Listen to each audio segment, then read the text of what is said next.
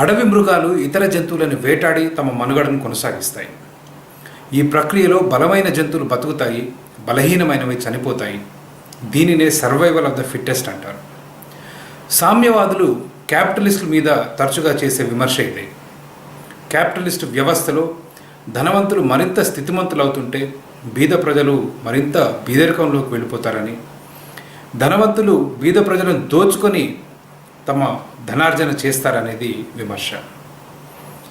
కాబట్టి ఒక ప్రభుత్వ వ్యవస్థ, ఆ ప్రభుత్వ వ్యవస్థ ధనవంతులు ఆర్జించిన కష్టార్జితాన్ని తీసుకొని బీద ప్రజలకు పంచాలని, ఇన్కమ్ రీడిస్ట్రిబ్యూషన్ చేయటం చాలా అవసరం అనేది వాళ్ళ వాదన.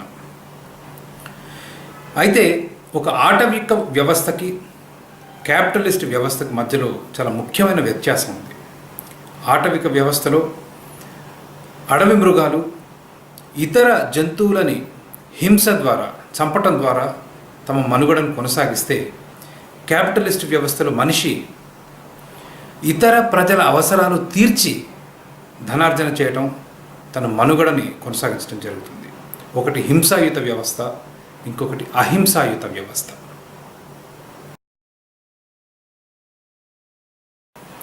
మానవ సమాజంలో డబ్బు ఆర్జించాలంటే రెండు మార్గాలు ఉన్నాయి. ఒకటి దోపిడీ, రెండవది ఇతర ప్రజల అవసరాలు తీర్చి ధనాన్ని ఆర్జించటం. ఈరోజు సమాజంలో దోపిడీ అనేది పెద్ద ఎత్తున జరుగుతుంది. ప్రభుత్వాన్ని అడ్డు పెట్టుకొని రాజకీయ నాయకులు, ప్రభుత్వాధికారులు, వ్యాపారస్తులు చేస్తున్న దోపిడీ. ఆ విషయాన్ని ఒక నిమిషం పక్కన పెడితే, ప్రభుత్వ జోక్యం లేని వ్యాపార వ్యవస్థలో ధనాన్ని ఆర్జించాలంటే ఇతర ప్రజల అవసరాలు తీర్చడం ద్వారానే మనం డబ్బు ఆర్జించవచ్చు. ఒక వ్యాపారస్తుడు లాభాలు ఆర్జించాలంటే ప్రజల అవసరాలు తీర్చినప్పుడే లాభాలు ఆర్జిస్తాడు. ఎప్పుడైతే ప్రజల అవసరాలు తీర్చడంలో విఫలం అవుతాడో అతని వ్యాపారం మూతపడి నష్టాల్లో కూరుకుపోతాడు. ఈరోజు ప్రపంచంలో అత్యంత ధనవంతుడైన బిల్ గేట్స్ విషయానికి వస్తే,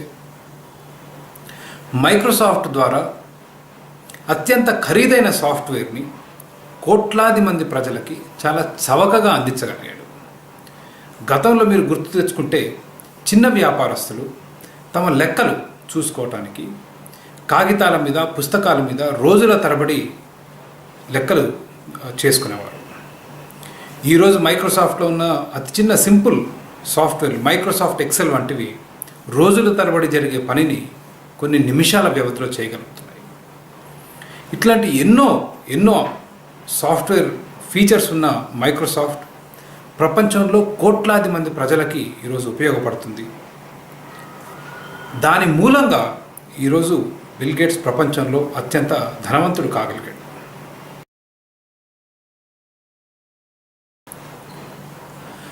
అడవిలో జంతువులు స్వతంత్రంగా బతకగలవేమో కానీ మనిషి మాత్రం ఇతర మనుషుల సహకారం లేకుండా కేవలం కొన్ని రోజులు కూడా తమ మనుగడ కొనసాగించలేడు. ఉదాహరణకి, మీరు పొద్దున కాలకృత్యాలకి వాడే నీరు ఏదైతే ఉందో మీరు సొంతంగా సమకూర్చుకోలేరు. హైదరాబాద్లో ఈరోజు 100 కిలోమీటర్ల దూరం నుంచి పైప్ లైన్ల ద్వారా వేలాది మంది శ్రమ పడితే చివరికి మీ ఇంటికి నీరు వచ్చి చేరుతుంది. అదేవిధంగా మీరు పొద్దున లేచి పళ్ళు కడుక్కోవటానికి వాడే బ్రష్ మీరు తయారు చేసుకోలేరు. ఎన్నో వందల మంది దీంట్లో వాడే ప్లాస్టిక్ కానివ్వండి, ఇది తయారు చేయడానికి అవసరమైన పరికరాలు కానివ్వండి, దీనికి అవసరమైన టెక్నాలజీ కానివ్వండి, ఇవేవి కూడా ఒక సామాన్యుడి దగ్గర ఉండవు.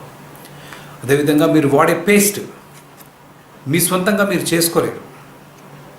గడ్డం గీసుకునే రేజర్, దీంట్లో ఉండే ఇనుము వేలాది కిలోమీటర్లు ప్రయాణం చేసి, దీంట్లో ఉండే ప్లాస్టిక్, దీనికి అవసరమైన టెక్నాలజీ, ఇవేవి కూడా మనిషి తన సొంతంగా చేసుకోలేడు. షేవింగ్ క్రీమ్ కానివ్వండి, తిండికి సామాగ్రి, మీకు కావాల్సిన బ్రెడ్, ఆఖరికి మీ బ్రెడ్ని కూడా మీరు సొంతంగా చేసుకోలేరు. మీ పప్పులు, ఉప్పులు, బియ్యం, ఇవేవి కూడా మనిషి తన సొంతంగా చేసుకోలేడు. వీటన్నిటికి కూడా ఇతర మనుషుల మీద ఆధారపడతాడు. ఆధారపడటం కూడా ఒక అహింసాయుత మార్గంలో తాను చేసిన ఉత్పత్తులను అమ్మి డబ్బు ఆర్జించి ఆ డబ్బుతో తనకు కావలసిన సామగ్రులని సమకూర్చుకుంటాడు. ఏ విధంగా ఇది ఆటవిక వ్యవస్థ?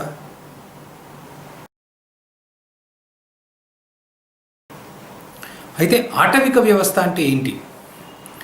ఆటవిక వ్యవస్థ అంటే ఒక హింసాయుత పద్ధతుల్లో నడిచే వ్యవస్థ. ఈరోజు ప్రభుత్వం లక్షల కోట్ల రూపాయలు ప్రజల దగ్గర పన్నుల రూపంలో వసూలు చేస్తుంది. తుపాకీ తలకి గురిపెట్టి మరీ వసూలు చేస్తుంది. అది ఆటవిక వ్యవస్థ. అలా వసూలు చేసిన పన్నుల ద్వారా వచ్చిన డబ్బులని బంధువులకి, మిత్రులకి, రాజకీయ నాయకులు దండుకోవటానికి ఉపయోగపడే వ్యవస్థ ఏదైతుందో అది ఆటవిక వ్యవస్థ. పన్నులలో సింహభాగం ఏ ఉత్పత్తి చేయని ప్రభుత్వాధికారులు తేరగా తినటానికి వాడటం ఏదైతే ఉందో అది ఆటవిక వ్యవస్థ.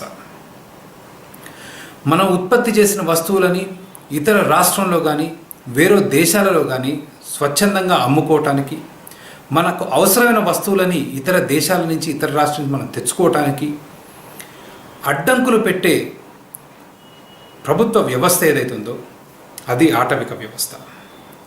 మన నిత్యావసరాలన్నింటినీ తమ కబంధ హస్తాల్లో పెట్టుకొని ప్రభుత్వం ప్రజలను దోచుకునే వ్యవస్థ ఏదైతుందో అది ఆటవిక వ్యవస్థ. మీరు ఒక భూమి కొనాలంటే సమర్పించుకునే లంచాలు, నీళ్ల కనెక్షన్ కావాలన్నా, కరెంటు కనెక్షన్ కావాలన్నా, ఇల్లు కట్టాలన్నా జలగల్లాగా మనం రక్తం పీల్చుకొని లంచాల కోసం పీల్చుకునే ప్రభుత్వాధికారులు ఎవరైతే ఉన్నారో ఆ వ్యవస్థ ఏదైతుందో అది ఆటవిక వ్యవస్థ. అంతేకాని ప్రజల అవసరాలు తీర్చడానికి స్వచ్ఛందంగా ఎట్లాంటి హింసాయుత పద్ధతులు అవలంబించకుండా ఒక ఫోన్ తయారు చేసే కంపెనీ, ఒక షేవింగ్ క్రీమ్ తయారు చేసే కంపెనీ స్వచ్ఛందంగా మన అవసరాలు తీర్చినప్పుడే మనం కొంటాం. మనల్ని ఎవరు బలవంతం చేయరు. ఒక రేజర్ కంపెనీ, ఒక కంప్యూటర్ కంపెనీ ఇవేవి కూడా క్యాపిటలిస్ట్ వ్యవస్థలో ఇతర ప్రజలను దోచుకొని ధనవంతులు కారు.